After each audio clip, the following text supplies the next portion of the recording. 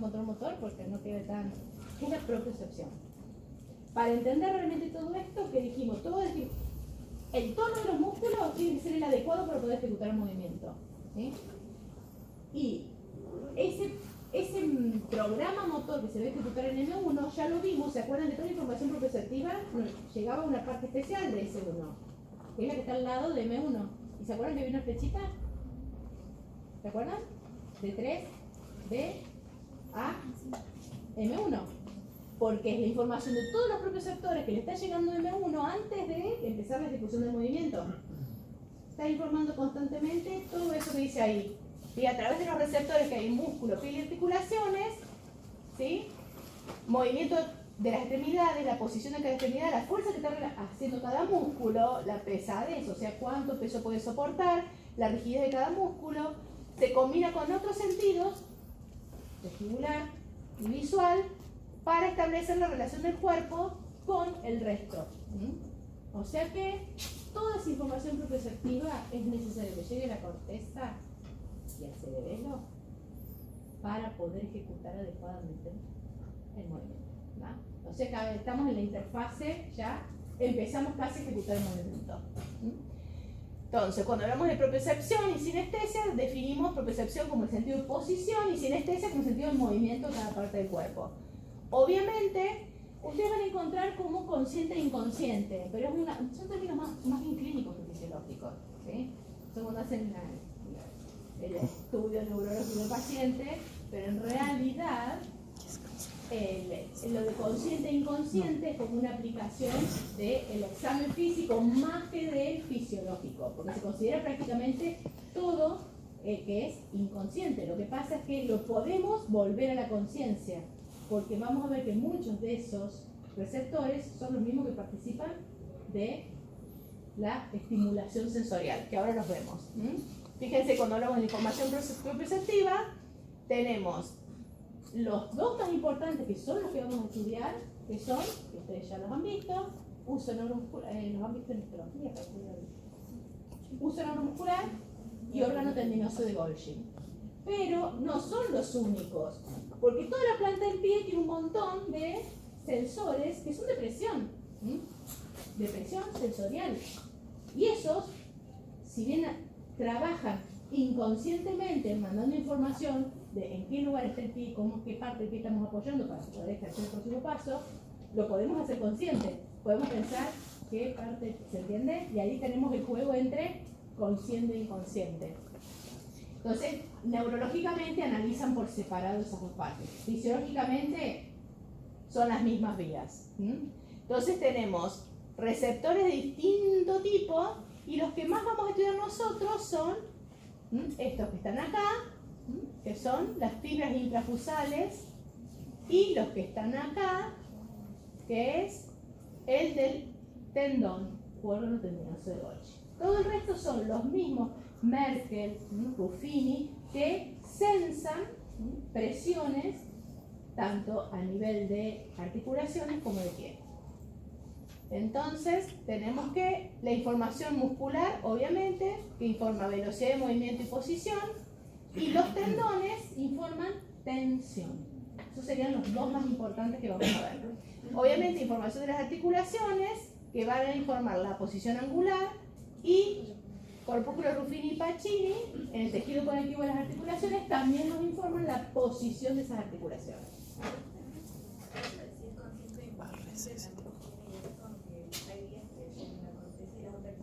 Exactamente.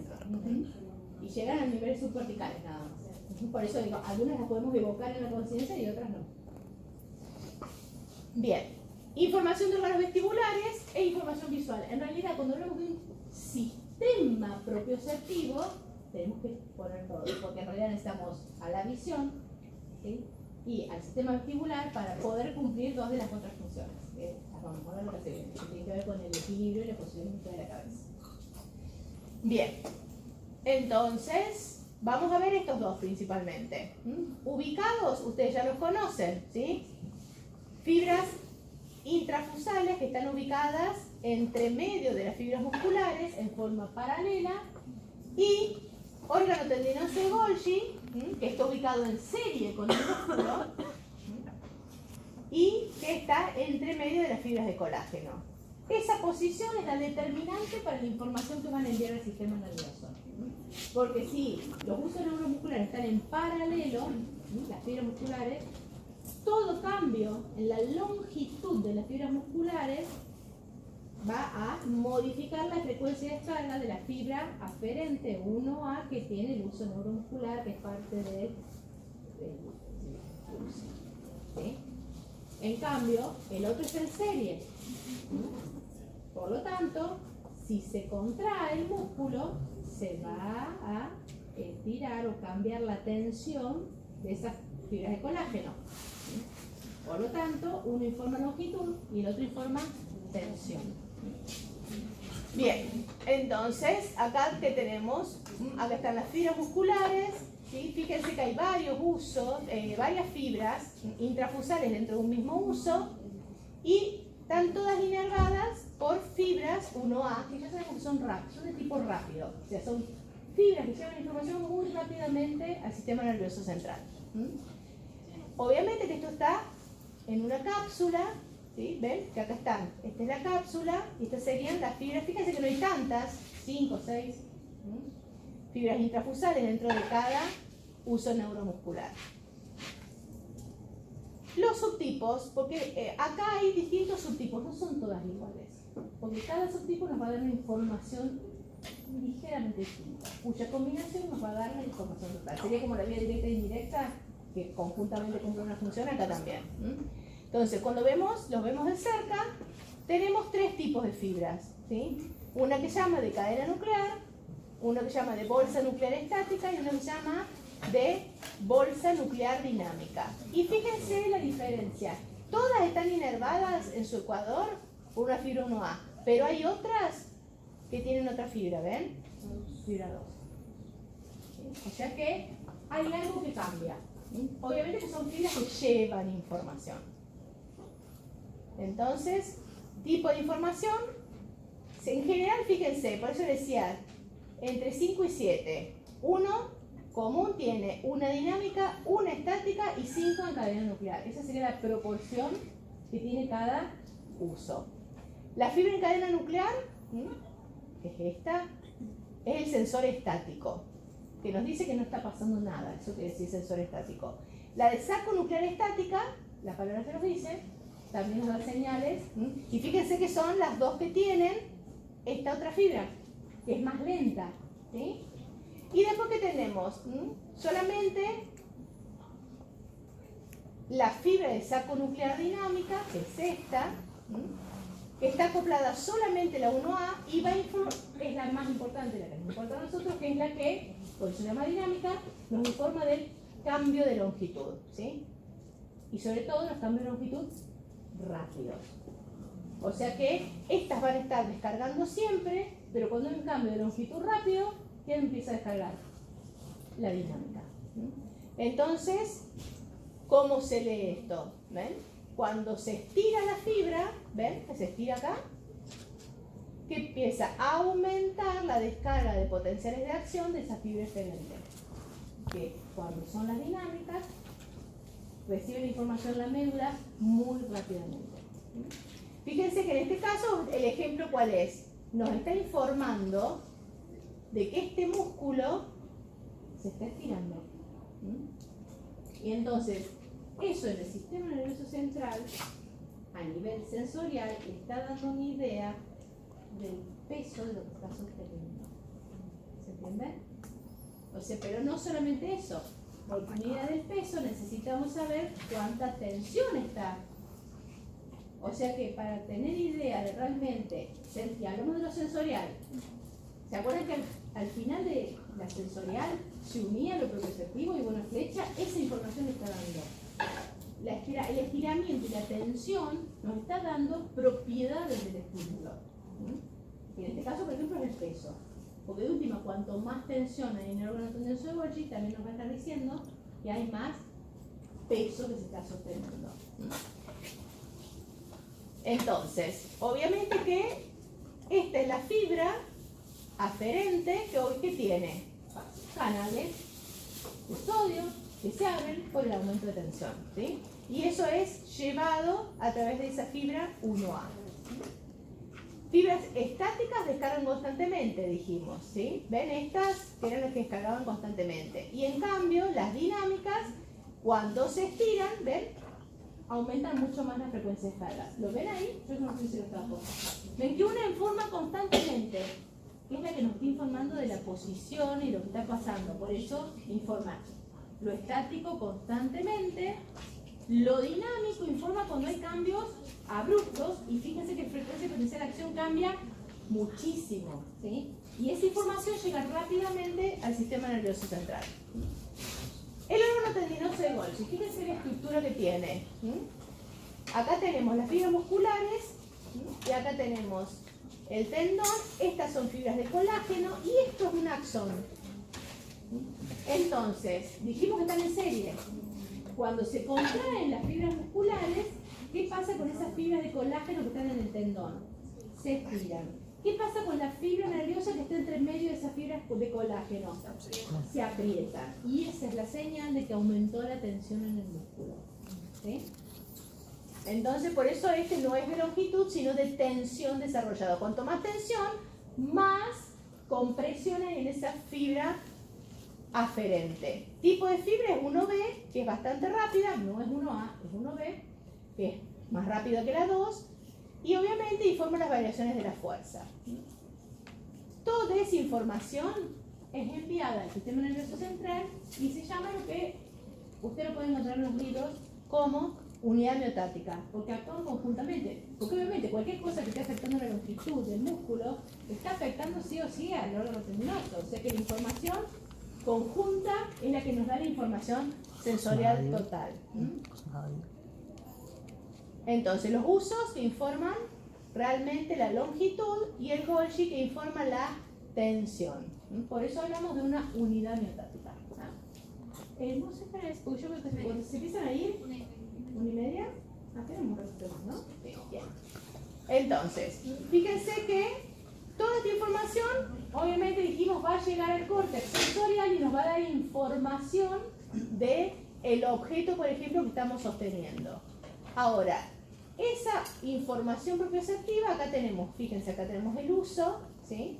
Acá tenemos el órgano tendinoso acá, 1B, tenemos la 1A, la 2, ¿ven las fibras? ¿Sí? Y una cosa que me siempre preguntan, ¿a qué le llaman fibra extrafusal? Es cualquier fibra muscular. ¿Sí? Lo dicen extrafusal o fibra muscular para diferenciarlo de la intrafusal, que son las que están encapsuladas. Pero si ven extrafusal no quiere decir que tenga otra función, es una fibra muscular común y silvestre. Por acá lo vine para aclarárselo. Entonces, la información, fíjense, ¿cómo se combina para dar? Acá te está sosteniendo algo muy liviano. ¿Sí? Fíjense, si registramos la frecuencia de potenciales de acción del órgano tendinoso de Golgi, es esta, y la frecuencia de la longitud del uso neuromuscular es esta. ¿Ustedes qué suponen que pasa si movilizamos el brazo? Acá nos va a dar idea de cómo se está moviendo. Fíjense que el peso no cambia, pero sí se mueve. Entonces fíjense que aumentó ¿qué cosa? La descarga del uso neuromuscular del músculo que se estira. Entonces es lo que está informando. Se movió el brazo. O sea, se traduce como se movió el brazo, porque se estiraron esos músculos. Ahora, fíjense, ¿qué pasa cuando mantengo la misma posición, pero en vez de un globo se está sosteniendo algo más pesado? En ese caso, una bolsa de Fíjense cómo cambia la frecuencia de disparo de esos dos. Fíjense que en este caso, lo que cambia es la tensión que se desarrolla en el músculo agonista para sostener eso. Por lo tanto, lo que aumenta la frecuencia de descarga es el órgano tendinoso de Golgi. Ahora, obviamente, que si comparo el movimiento al levantar la bola de bowling comparado con levantar el globo, aumenta la frecuencia de descarga de los dos, porque hay mayor tensión y hay movimiento. ¿Se entiende? Que la combinación, por eso se llama unidad miotática, la combinación de las dos es lo que me va a estar informando de la posición y de las características del objeto. Entonces, tenemos acá justamente la información de los usos del músculo agonista, porque acá hablamos del uso de estos, ¿sí? Pero acá que tenemos, si nosotros a la bocha de Bowling la mantenemos, ¿qué pasa con los usos musculares de este agonista que están contraídos? Porque dijimos, los usos neuromusculares dan idea de la... se estimulan con el estiramiento, por lo tanto, después que se contraen, dejarían de enviar información, ¿sí? ¿Se entiende el concepto? O sea que, cuando después que se contrae ese músculo, ¿qué pasa? ¿Qué pasa? Que es necesario resetear a la longitud del músculo, si no estaríamos perdiendo información de lo que está pasando con ese músculo. ¿Se entiende el concepto? O sea que ese músculo que está contraído, esos usos se contraen, disminuyen su longitud conjuntamente con el músculo. Dejarían de enviar información de lo que pasa en el músculo, de cualquier cambio. Por lo tanto, se tiene que resetear su longitud.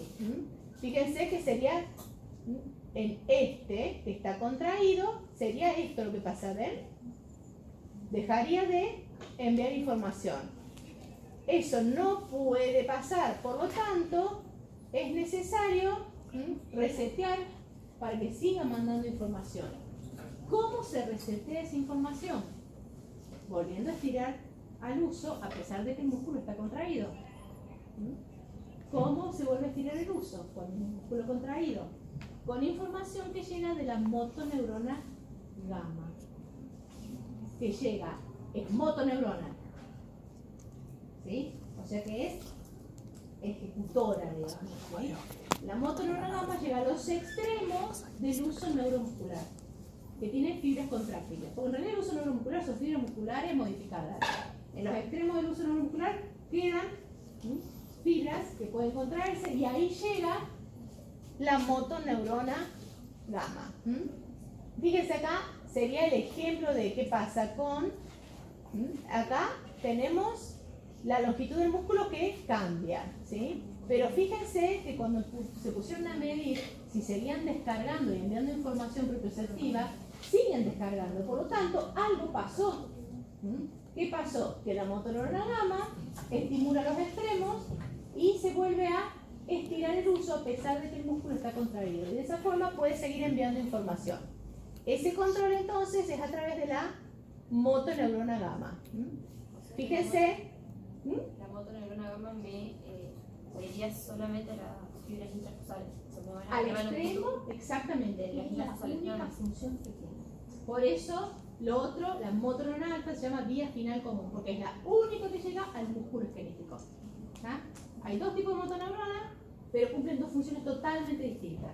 Lo que pasa es que se llaman motoneuronas porque salen de la misma asta, ¿sí? Llegan al músculo, pero llegan a dos funciones distintas del músculo. Y dos funciones totalmente distintas. ¿Cómo? ¿Quién le implica? O sea, después, una vez que manda la información al músculo. Lo que pasa es que acá estamos, estoy como dando información, porque lo que le informa a la corteza lo que pasa con el músculo son los propioceptores, el sistema propioceptivo, porque es sensorial. La motoneurona, como la palabra se le dice, es motoneurona. Nos lleva información al sistema, ejecuta información del sistema. Claro, creo que esa contracción que le está haciendo hacer es para que siga llegando a la información. Ah, sí, obvio. Porque muchas veces, como deben salir del uso, piensan que lleva información al sistema. No, ejecuta. Ya vamos a ver el 100% de información en otro programa para ejecutarla. ¿Sí? Pero la función es de que ese uso pueda seguir enviando información propioceptiva a la corteza. Esa sería la función que tiene la motoneurona gamma. Bien. ¿Cómo? ¿A través de qué vías? Hay dos vías propioceptivas importantes. Vamos a ver cuál es cuál. De los propioceptores divergen por dos. Bien. Entonces, motoneurona gamma activada por señales superiores. ¿Ven? Que no solamente hay señales locales, sino señales superiores. Y lo que mantiene es la sensibilidad del receptor neuroespiral. Ahora, ¿de dónde llegan esas señales? Porque dijimos es efectora. ¿De dónde van a llegar las señales superiores para que se active la motoneurona gamma para mantener sensibilizado el uso cuando el músculo esquelético está contraído? ¿De dónde piensan ustedes que llegan?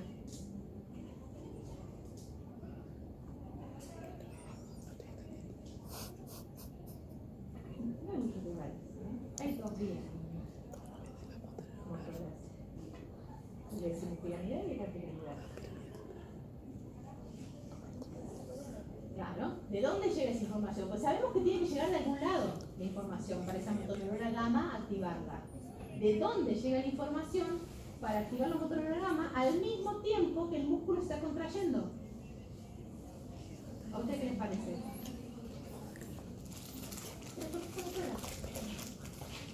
Justamente. Por eso se llama coactivación alfa-gamma. ¿Sí? Se coactivan al mismo momento que le llega la información a la motoneurona alfa para que se contraiga el músculo, le está llegando la información a la motoneurona gamma para mantener sensibilizado ese receptor que está en ese músculo. ¿Está claro? ¿Sí? Por eso se llama coactivación alfa-gamma. Entonces fíjense que estamos... Es infinita la cantidad de funciones que tiene el uso neuromuscular. Estamos viendo dos. Nos da idea sensorial del peso y de un elemento. Nos da idea de dónde está y en qué estado de contracción está cada músculo. ¿Sí? Nos da idea a través de esa motoneurona gamma de que está reseteado y que se coactiva. Y falta todavía más, que lo vamos a ver que bien. ¿Sí? Entonces, ¿queda claro? Esperen que termino de ponerles esto acá. Asegura la longitud. Y a su vez, obviamente, cada una de las fibras interfusales tiene una que es más rápida y una que es más lenta. ¿Se acuerdan de todas las estáticas y las dinámicas? Un detalle. Entonces, lo que dijimos que la información se llama coactivación, porque le va a llegar fibras acá, motoneurona alfa a la fibra, que sería la extrafusal, y a través de la motoneurona gamma al extremo del uso. ¿Para qué? Para que a pesar de que esté contraído ese músculo, se siga mandando información, no se silencie la información de ese propio sector. ¿Sí? Eso sería la coactivación alfa-gamma. Bueno, hasta acá llegamos. ¿Por qué? Porque a partir de acá abrimos otro gran rubro, ¿sí? Que son otras funciones que tiene el uso neuromuscular. Por ejemplo, los estímulos. Bien, vayan repasando todo esto, chicos, porque